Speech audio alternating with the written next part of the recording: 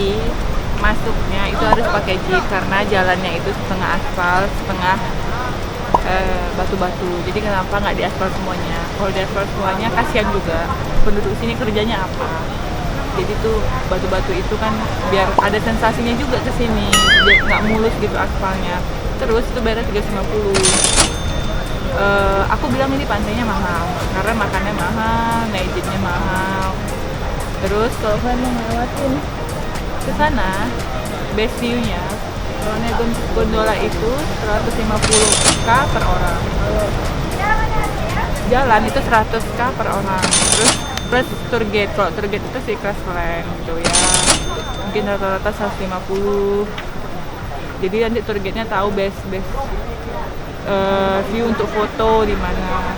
Jadi aku bilang ini sih pantai mahal tapi bagus karena kita bisa melihat ombak yang begitu bagus banget dari atas banget. Jadi kalian bisa duduk di ujung-ujung tebing itu foto. Jadi buat kalian yang belum coba dan belum datang ke sini, ayo buruan datang ke sini.